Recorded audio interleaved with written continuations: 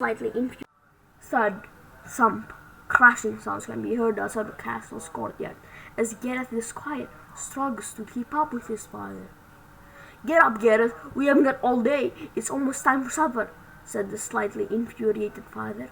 "I'm sorry, Dad, you know I'm not fit to be a knight," Gareth replied. "Nonsense. Our family is known to have defended the king's throne for centuries. I don't want to end the legacy with my own son. Now get up, straighten your back, and get back to a fighting position." "But Dad, I can't even hold my own sword straight, let alone defend the king while fighting a whole army. Why can't I just become a doctor? I have more interest in making medicine and healing wounds rather than fighting in the battlefield." "You will become a knight. Doctors don't save people, they just pretend to, while we, the knights, risk our lives in the front lines. You have been training me for the past 2 years after you got back from the war, and I haven't even learned to effectively parry an attack. You know this isn't working.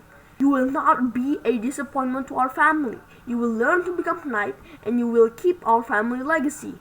Gareth, from this forth, you are forbidden to leave in castle grounds until you learn to become a knight. But no buts. Now go grab your supper, eat it in your room, and come out when you're ready to train again." Trying not to challenge his father's will, Gareth ran straight to his room, grabbing his supper on the way. Was I too hard on him? The father thought. He didn't actually think doctors were useless.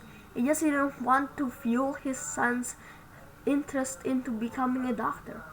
He wanted Gareth to become a respected knight rather than a dishonored, humiliated doctor. The next morning, Gareth wakes up with a feeling of discomfort. The clouds block the sun. The wind feels colder than usual. Suddenly, an announcement was made in the center of the city. "Everyone listen!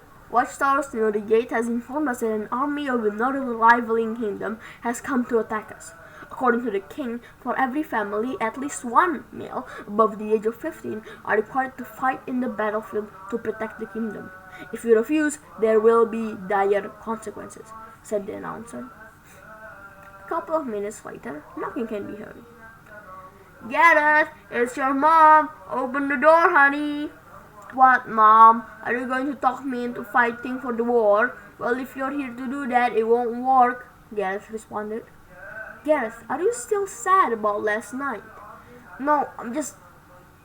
Yes, it's just that I know I'm not fit to be a knight, but Dad keeps on forcing his expectations on me.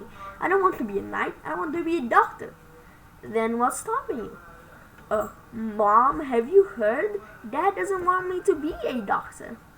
"Your father can't stop you from doing what you like, and I certainly won't. If you like to help people from the back rather than from the front lines, then that's okay. Your father and I will support you no matter what. All he wants is you to be respected and not humiliated by being a doctor." The door leading to his room opens. "Thank you, Mom."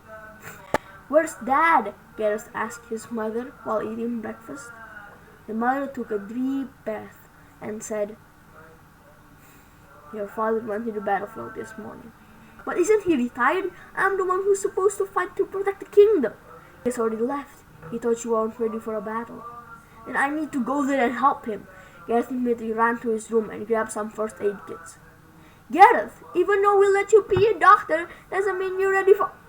Before she can even finish her sentence, Gareth had already left.